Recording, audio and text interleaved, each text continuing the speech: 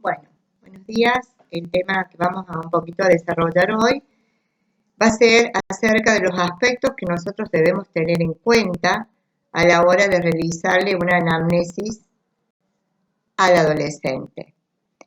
Ya desde el año 1790 se hacía referencia de cuáles eran las necesidades médicas del adolescente y a fines del siglo XIX se introdujo el concepto moderno de esta etapa.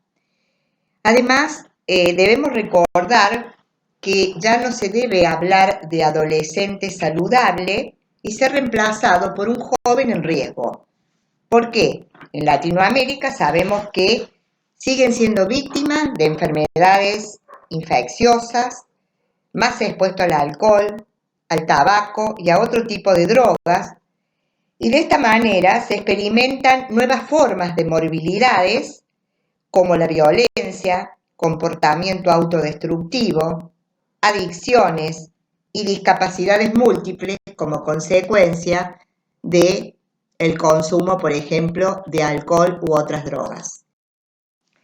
Y así hablamos de que la adolescencia es esta etapa de la vida caracterizada por estos profundos cambios biológicos, psicológicos y sociales, donde va a tener lugar el proceso final del crecimiento y maduración, que se va a extender desde los primeros síntomas de la pubertad, que se da aproximadamente entre los 10 y los 11 años, hasta llegar a lo que nosotros consideramos la ideal adultez biopsicosocial, que es aproximadamente entre los 22 años.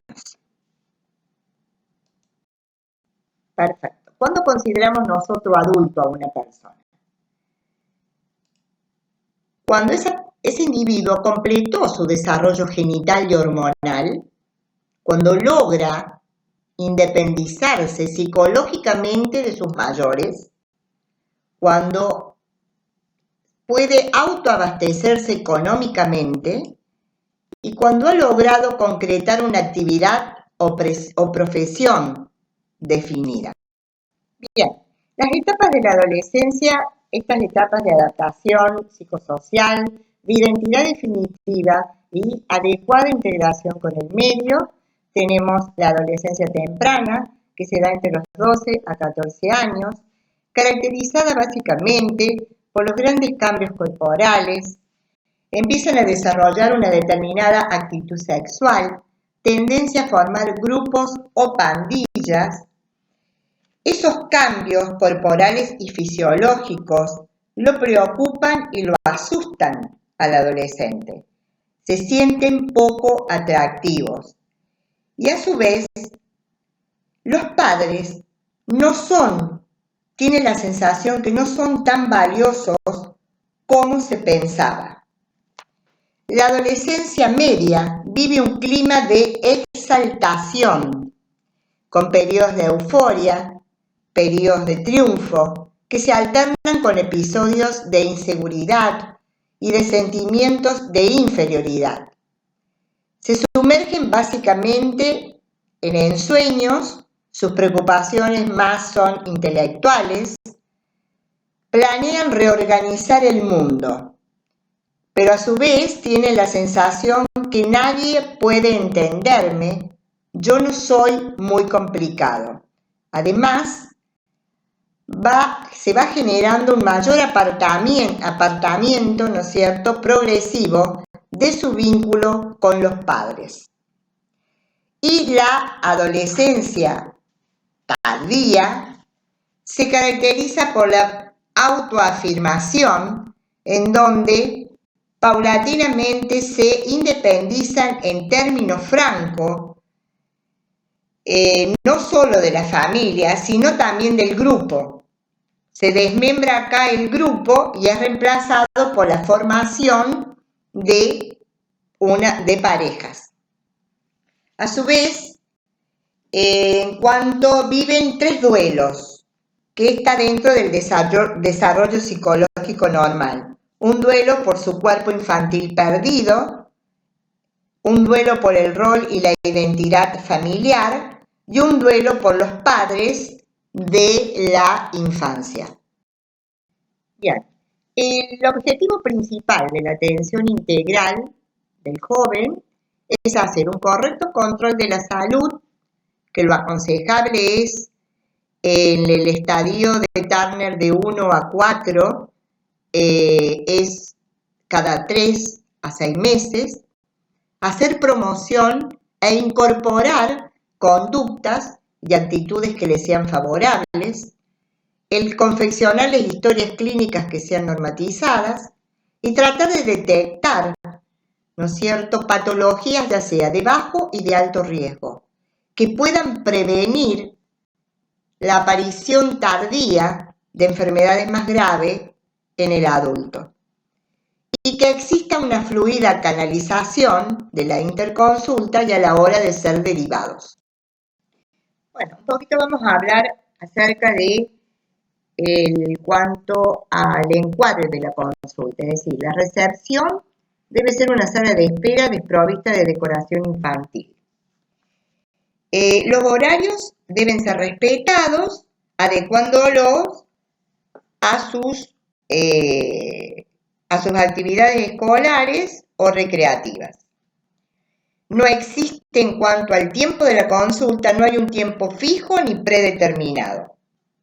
Sería mucho más operativo varias entrevistas cortas que una larga. La actitud del médico debe saber escucharlo, aconsejar, guiar, no emitir juicios y evitar el rol de adolescente o de figura paternalista. En cuanto a la mecánica de atención, el adolescente puede llegar a la consulta espontáneamente.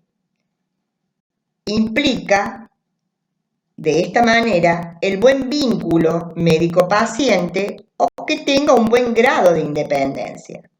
En la mayoría de los casos, la primera vez vienen acompañados de uno o dos de sus padres. Eso señala el grado, ¿no es cierto?, de compromiso o preocupación y dependencia con el hijo. Si concurren con los padres, es ineludible brindarle la oportunidad de una conversación privada con el joven y garantizarle a su vez la reserva de lo verbalizado en la consulta, especialmente, ¿no es cierto?, de lo que ellos han transmitido. Bien, después pasamos a la confección de la historia clínica, en donde van a expresar cuál es el motivo de consulta, que puede ser el manifiesto o el latente, que es el real o el más importante. Al interrogatorio vamos a tener en cuenta 3 aspectos: el individual, el social, familiar. Los antecedentes individuales, básicamente vamos a interrogar acerca de cómo fue el embarazo de la mamá, si nació a término, con qué peso nació, si tuvo un buen neurodesarrollo normal, si tiene una alimentación equilibrada, si cumple con las 4 comidas, o si tiene dietas que sean ricas en grasas o en hidrato de carbono. Con una vida sedentaria lo predispone a sufrir sobrepeso o obesidad, que no deja de ser un problema de salud. En cuanto a los hábitos, debemos tener en cuenta su ritmo evacuatorio y el sueño, es decir, cuántas horas duerme el joven. Muchos de ellos están muchas horas sentados frente a la computadora a la noche. Duermen pocas horas y duermen más de día, lo que eso implica que su rendimiento intelectual sea bajo. También respecto a la historia sexual, a qué edad iniciaron su relación sexual, si utilizan métodos de protección, el uso del preservativo básicamente, y si tienen parejita estable o no. En cuanto a las niñas, a las jóvenes, podemos decir si toman anticonceptivo, cuál es el tipo de anticonceptivo que toma, si hay ha habido antecedentes de embarazo o abortos, ya sea abortos espontáneos o abortos inducidos, interrogar acerca de la fecha última de menstruación. Y acá hay un punto fundamental que debemos tener en cuenta, que son alteraciones del estado afectivo. Es muy importante el ánimo del adolescente, que aquel que tiene tristeza, la anidonia, que es esa pérdida del placer por cosas que antes le gustaba, desgano, es un problema significativo de salud. Y si juntamente en la entrevista se investiga si ese estado de ánimo coincide con cambios en el rendimiento escolar, en las relaciones con sus pares o con su familia, o si lo llevó al uso de sustancias y a la aparición de quejas somáticas como el dolor. Además, debemos interrogar sobre antecedentes familiares de depresión y abuso de sustancias también. Si se diagnostica depresión, se debe investigar además síntomas vegetativos como trastornos del sueño, del apetito y fatiga persistente, igual que la idea o intento de suicidio.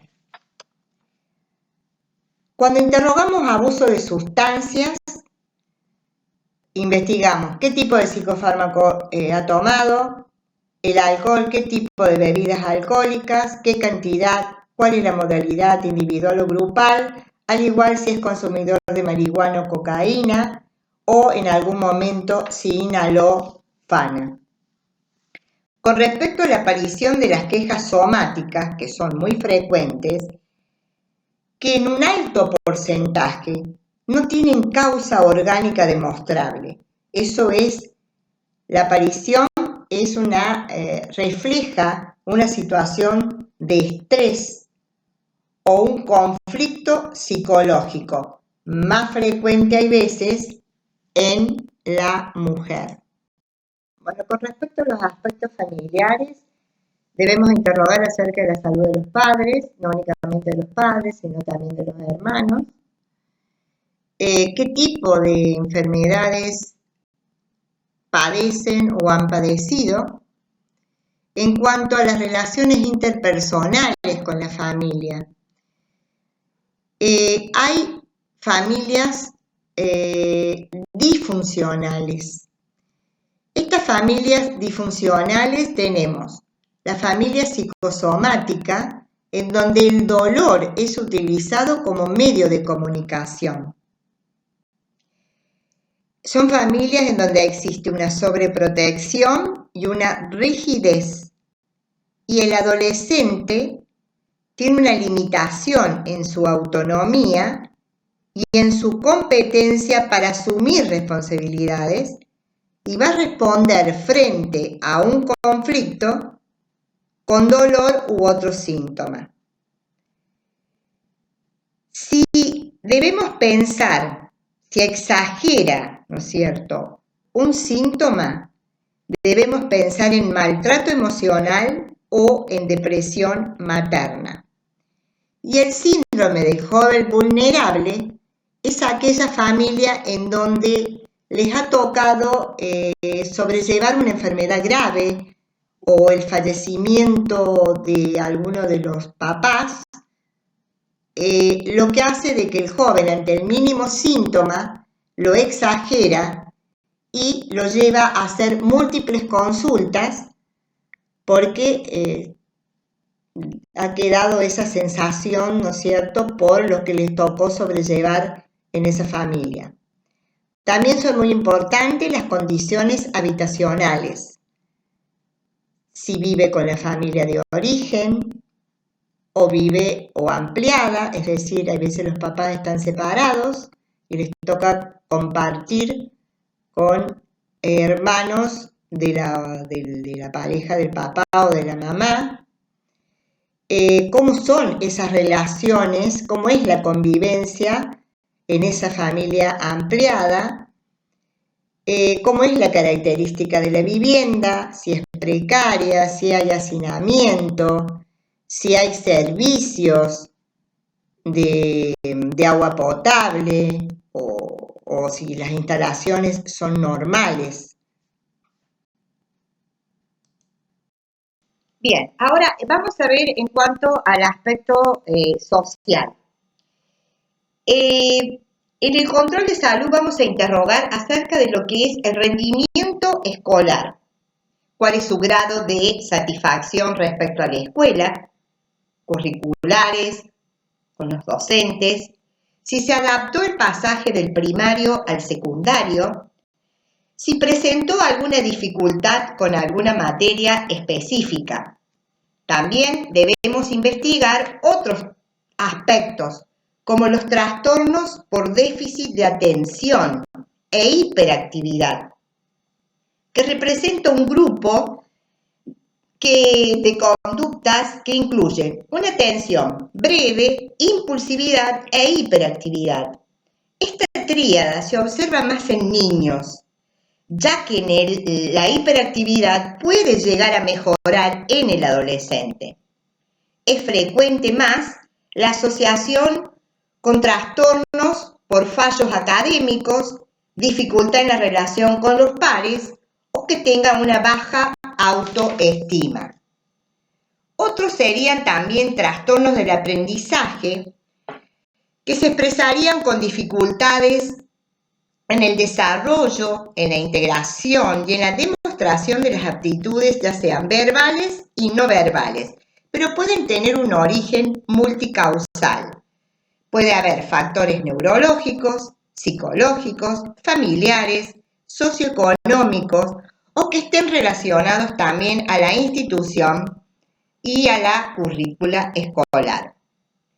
Otro aspecto es el ausentismo. El ausentismo escolar hay dos variantes.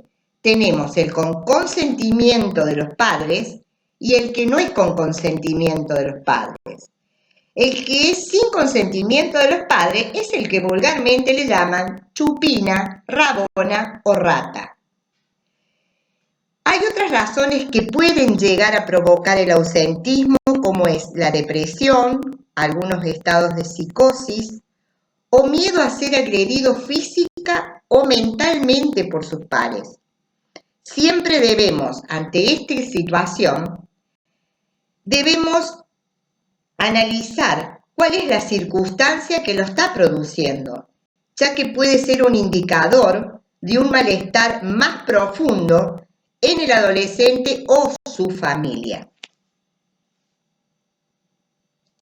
Bien, ahora les voy a mostrar un modelito de historia clínica que durante mucho tiempo supimos usarla en la unidad de adolescencia y que son, digamos, tiene un contenido muy parecido a lo que ustedes están trabajando, nada más que haciendo hincapié en determinados puntos. Acá les recalco que los controles de salud se deben realizar como mínimo una vez al año, pero si el chico está en un estadio de Turner 1 al 4, donde existen grandes cambios fisiológicos, morfológicos, psicológicos, o pueden aparecer indicadores de riesgo biopsicosocial, se recomienda cada 3 a 6 meses. Comenzamos con los datos personales, poniendo correctamente el apellido, el nombre, la edad, sexo, la fecha de nacimiento, dónde vive, faltaría acá la procedencia, ¿no es cierto? Un teléfono, estado civil, lo pongo porque hay chicos, 22 años y están casados o viven en pareja, con quién viene acompañado a la consulta y la fecha en que se realiza la historia clínica, y faltaría el dato también de colocar el número de documento, cuál es la residencia actual y cuál es la habitual. Bueno, luego continuamos con el motivo de consulta, que tenemos el manifiesto o el latente, que realmente es el más importante, digamos, o a veces es el real.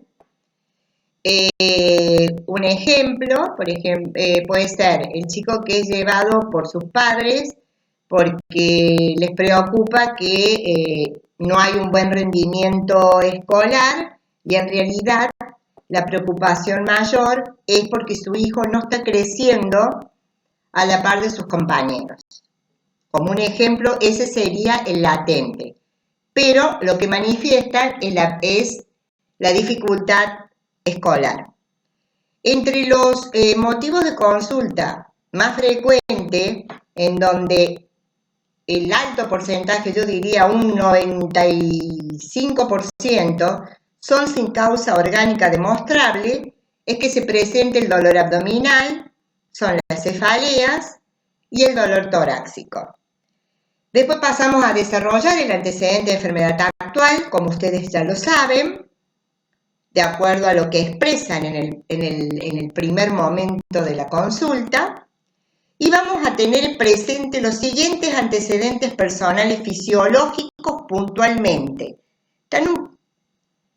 Vamos a poner dentro de los antecedentes personales de qué lugar procede el joven, qué tipo de vivienda, quiénes son los que viven con él, si es una familia ampliada o ensamblada, tenemos que decir si viven con la familia biológica o viven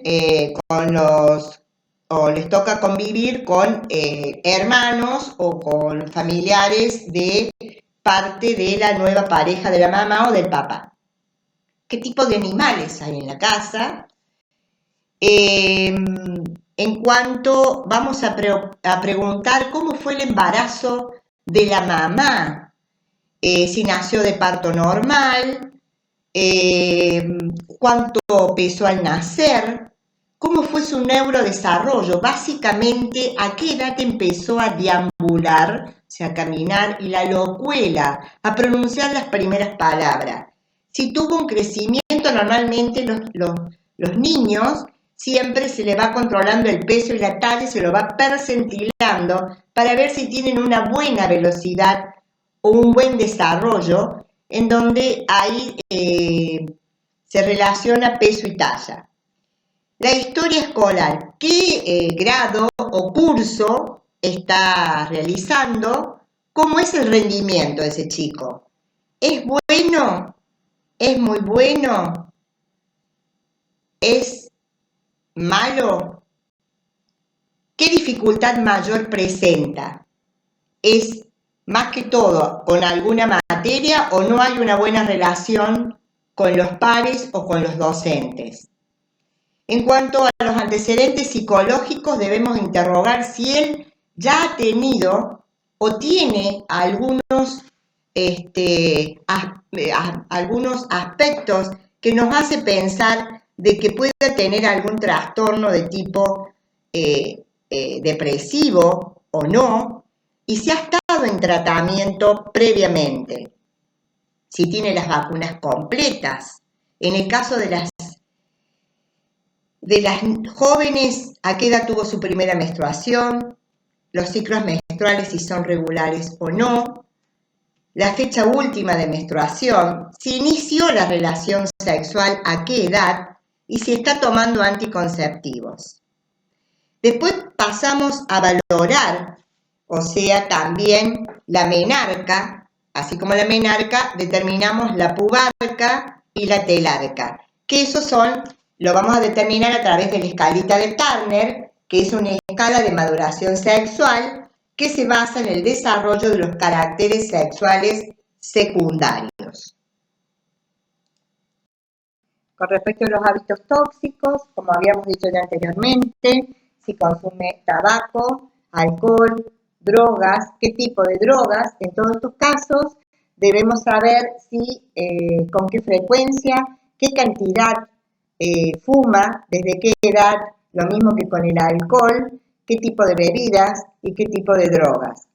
En cuanto en qué ocupa las jornadas del joven, cuántas son las horas de sueño, cuántas dedica a las horas de estudio, cómo es la alimentación, el tiempo libre, si practica deportes o usa mucho la computadora, se dedica ahora a la lectura o otro tipo de actividades. En cuanto a los antecedentes personales patológicos, ¿qué enfermedades de la infancia ha tenido?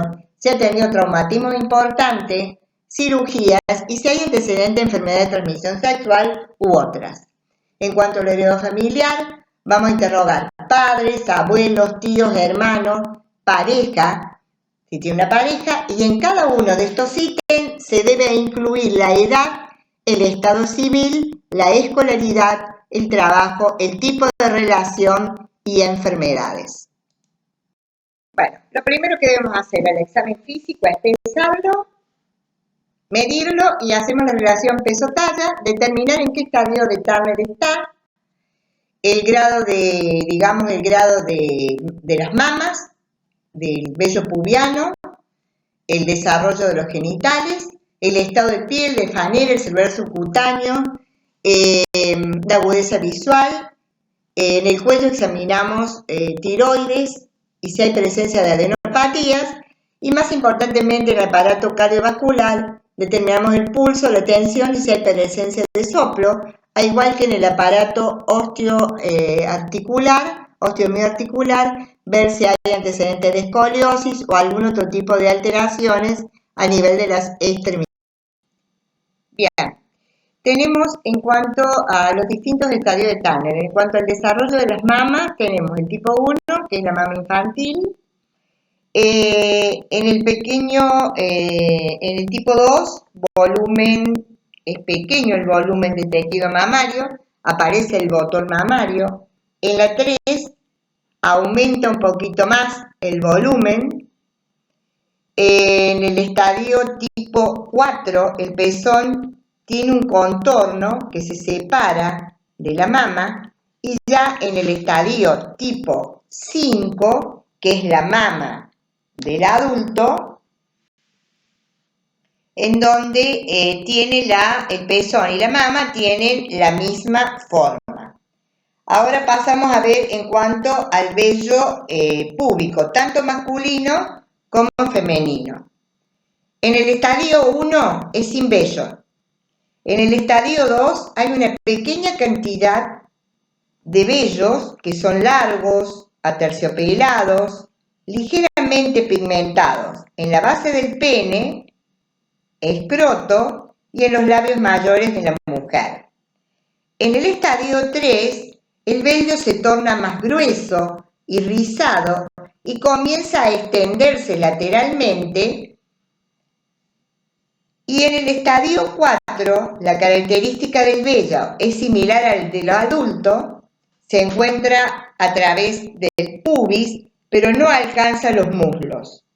Y en el vello, el tipo 5, el vello ya se extiende hacia la superficie medial de los muslos, que es aproximadamente ya alrededor de los 15 años o más.